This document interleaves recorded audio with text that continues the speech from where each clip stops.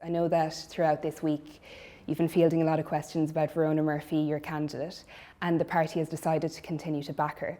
But I wonder, do you have any concerns about how dangerous that might be if she does well in this election and intentionally or otherwise sends a message that saying those sorts of things about asylum seekers can be rewarded at the ballot box? I heard what Verona said. I profoundly disagree with her views on those matters.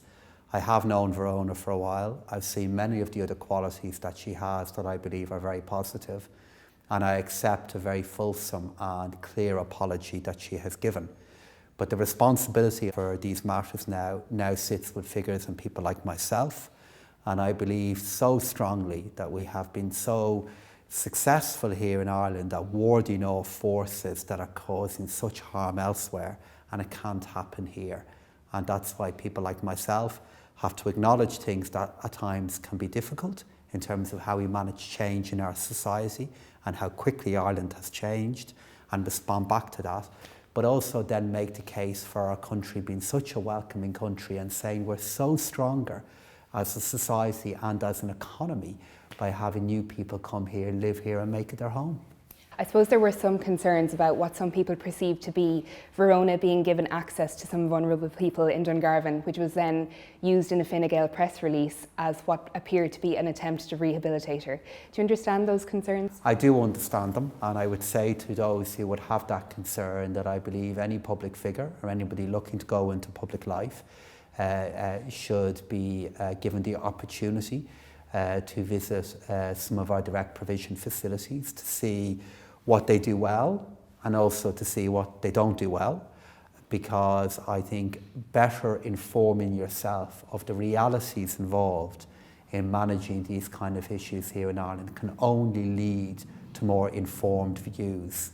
And I would be confident, given how professionally these centres are run or are looked to be run, that in no way could anybody who is in any way disadvantaged or vulnerable being used in an inappropriate way, and I'm confident that did not happen in this visit. And I know that there has been some perceptions that maybe racism is on the increase in Irish politics and that it might be a theme in the next general election for the first time.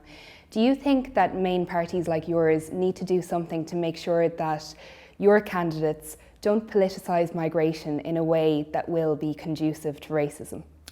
So migration is already politicised, because migration and how we manage migration are political choices. So I believe to remove them from the political arena I think would be artificial, because how open societies want to be is a choice that politicians need to make, and they in turn do so with the consent of those who support them or who vote for them. So actually, I think there are two things that we need to do. The first one is within that political debate, I think there are clear parameters to it. And Fine Gael, like any other responsible political party, needs to ensure that these parameters are well understood by candidates in advance of a general election. But then the second thing that needs to happen is those who are looking to lead our country, like myself, need to make the case for openness and need to make the case for saying that there are many things that our country does really well about how we manage migration, how we manage asylum seekers, how we manage diversity within our country and in our economy. There are also some things that we don't do well, and I'm aware of the huge debate around direct provision, and that which we can change and that which we can positively influence, that we recommit ourselves to doing it.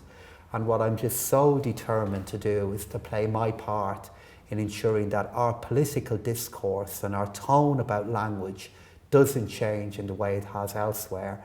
And I can assure you that Fine Gael will play no part in allowing that to happen in our country. You mentioned, I guess a lot of this has manifested itself in opposition to direct provision centres around the country, where in a small minority of cases, people who might be described as being on the far right or racist are using those demonstrations. Do you have any concerns when you see places like Ballinamore, where you might have a local Fine Gael councillor who's been involved in leading the protest, which I believe was injuncted last week, if, regardless of what her own maybe credible concerns about the direct provision centre is, she might be creating a space where it's safe for racists to air their views? I think the responsibility of this sits well beyond a single individual Fine Gael councillor or figure. And I think we need to reflect on where we are now with the debate in relation to direct provision, and reflect on how we can take this to a place that works both for those who are fleeing circumstances that are beyond the imagination of many of us, while responding back to the concerns that are there in relation to where direct provision services are located and the nature of direct provision itself. There's a very practical next step that we need to take in relation to all of this. Catherine Day, who is one of the most eminent civil servants and public figures to have ever come out of Ireland, is leading a group now to help government better understand what are the different options or replacements for direct provision in the future. And we need to ensure that work is completed and then presented back into government and to politics in an open way. But when that work has been done, I think we need to reflect on our language in relation to direct provision, because there are many who are opposed to direct provision for reasons about human rights, for reasons around being sensitive and deeply respectful to the human needs of those who are in direct provision. But that language and space has now also been appropriated by those who are against the very nature of direct provision, but for completely different reasons. And the language of opposition to direct provision for one set of reasons has now been appropriated for those and by those who are against direct provision for very different reasons. And as this debate unfolds, we need to disentangle the different reasons why some are opposing direct provision. And then fundamentally, the government then has a responsibility, which we will discharge and we will uphold, to spell out the rationale behind direct provision, and then to lay out ways in which it could either be improved or in which different models could take its place. And I will ensure that we do that. But on that argument then, would the clear answer not be that if the government took a position of dismantling direct provision and replacing it with one that does uphold people's human rights and is a humane system, people who are racist wouldn't be able to misappropriate that language or that opposition to direct provision? I wonder, going into the next general election, will Fine Gael have a position on the future of direct provision? So number one, we will have a future in relation to direct provision, its role, and how it can either be evolved, changed, or something else takes its place. In relation to if we move to a form of service delivery, for want of a better phrase, because this is not about a service, it is about supporting those who are coming to our country who are trying to put behind them in nearly all cases, like unimaginable suffering and misery. I think even if we were to move to a mode of meeting that need that is better aligned to some of the human rights concerns that are there, I don't think we should kid ourselves to the fact that there will still be some who are opposed even to that.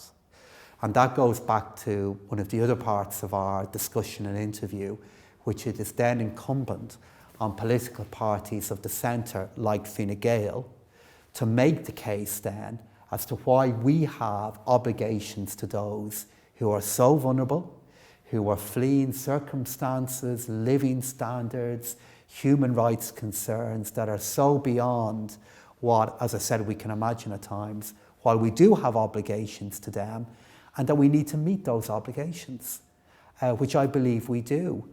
That is the origin of what direct provision is for. But I entirely accept now that issues have been raised about that we have to respond back to.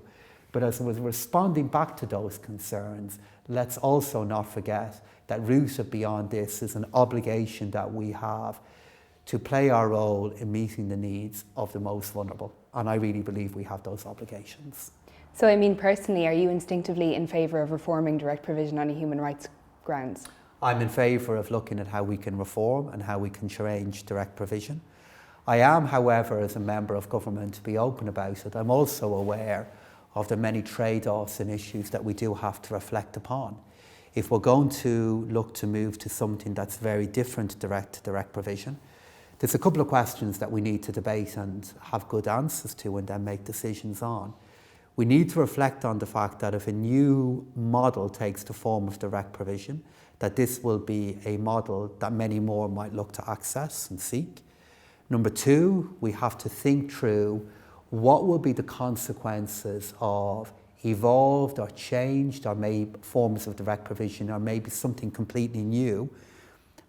How will that be located in societies and communities, given the debate that we already have underway regarding what is there at the moment? And then finally, how are we going to fund all of this? And this is not in any way seeking to be inappropriate or clinical about how we fund that which we need to do. But ultimately, equally, we need to be certain that what we are doing we can afford into the future. And the simple reason I say that is that if we don't do it, we will inevitably end back with questions regarding the quality of what we are doing, the sustainability of what we are doing. And I really don't want to see that happen again. And do we need to have a difficult conversation about NIMBYism, where you just put it up to people that you can't always be opposed to a direct provision centre in your local town and be in favour of it somewhere else? I think as we're thinking about that, though, we need to be conscious of how successful we've been in so many communities in direct provision being located in them, beside them and near them.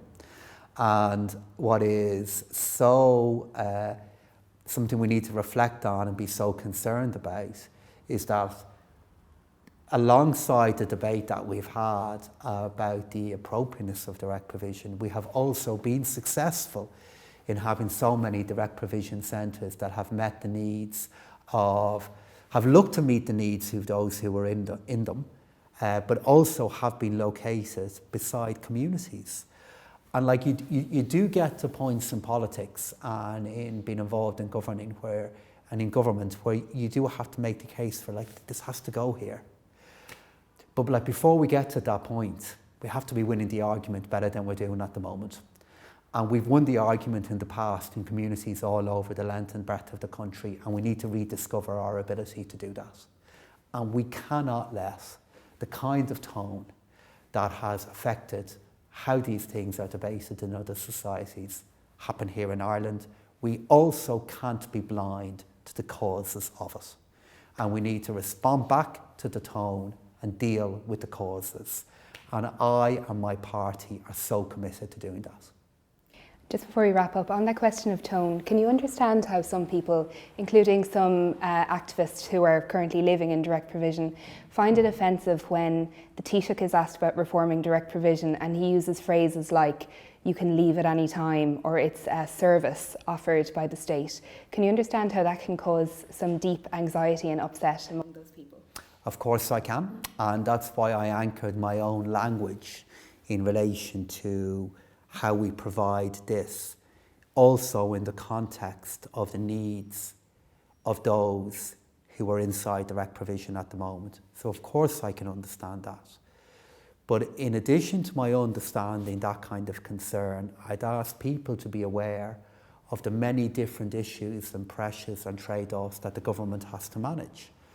And that we need to ensure that as we move forward on this journey, we have something that is not only sustainable for those who are inside the model that we are looking to evolve, looking to reform, looking maybe even to replace, but also something that we can win the argument with in communities in which this will be located. I believe we can, but we also have to acknowledge how damaging and difficult recent weeks have been now. And I am sensitive and aware to the upset that has been caused to many because of what has happened. And finally then, you made the point about some places where direct provision has been successful and the community has really welcomed it. But overall, over the last 20 years, there's been an overwhelming amount of NGOs, and think of like the Children's Ombudsman, who've said that it's not fit for purpose, it's a breach of human rights and it needs to be reformed or dismantled. I wonder, do you think we might be in a position in 20 or 30 years' time where a future Taoiseach is standing up in the Dáil and offering a state apology to people who were in direct provision in the same ways we saw Enda Kenny doing for women who had been in the Magdalen laundries? I have learned from my time in public life that predicting what may or may not happen in the future is a very, very fraught thing to do. And while there are all kinds of possibilities regarding what could happen in the future, we need to look at how we can change, and we need to look at how we can do better what we are doing in the present. And that's where my focus is. Now, for those who have been so critical of the form of direct provision, I think we also need to be conscious of the balance that we will be able to achieve, I believe, between meeting the needs of those who are inside direct provision and also winning the argument regarding why this or something different or better needs to be something that Ireland is committed to. We do have responsibilities to do to those who are the most vulnerable. We have responsibilities to those who have come to our country as well. I know how they are feeling because of what's happened in recent weeks, and people like myself are up for the debate that we need to have regarding the tone in public life.